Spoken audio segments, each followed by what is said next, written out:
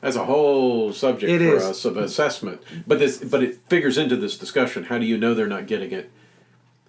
Are you certain that you're assessing it properly? Mm-hmm.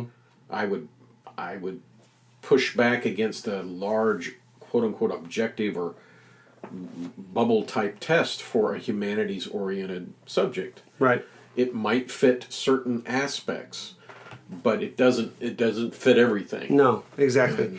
So this is our talk about tech and that sort of thing uncovered another potential reason or rationale for why a student might not be getting it, and that is, are you all basically, are they having to work a faculty that has been tool aided up to this point? Yeah. Right. So, I mean, there are math tests. There are math teachers who allow calculator usage all the time. Okay, Right. whatever. I'm not here to talk about that. But if one of those teachers were to give a test that is very much like the test that he always gives, and then as he's passing it out say, oh, by the way, no calculators, it would be cruel. Debilitating. Yeah, it would be like, all of a sudden, what's this out of nowhere? Well, have your students been relying on some tool to aid them up to this point? It could be a calculator. It could be Spark Notes. It could be the stinking red line under the Microsoft Word, Yep. right? Right, Grammarly and all that kind of yeah, stuff. yeah, exactly. Like spelling. Well, I'm sure you know this, but with the mobile devices these days, anything with a camera, you can take a picture of a math problem, and certain apps will solve it for you. Dude.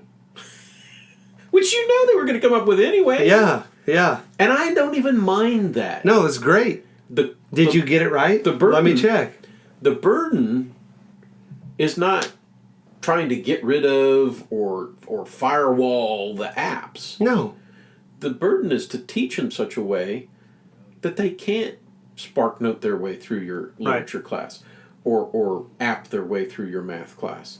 That your forms of assessment, your forms of instruction, the activities that are going on in your classroom are real enough that you can't fake your way through. Yeah. Right? I know I have students that attempt, with the difficult literature that we read, in fact, some people say this is why you shouldn't read the difficult literature, is it tempts them towards the SparkNotes type of world. But only if I teach in a manner that fits what they get from SparkNotes. Exactly. So this is back to your time to stand still, or how deep do you go, or we need a grammar lesson.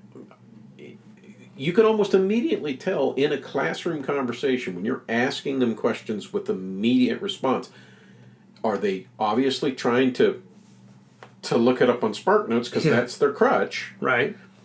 Or do they have a mind that goes, I'll think about that. Right. And then they can start back and forth thinking their way deeply into the text. Right. Which is what you want. Yes. If that's what you want. Right. Right. So yeah, the expectation, Right. How do you know what is it that you want them to get is Yeah, a pretty exactly. stinking important question. Right.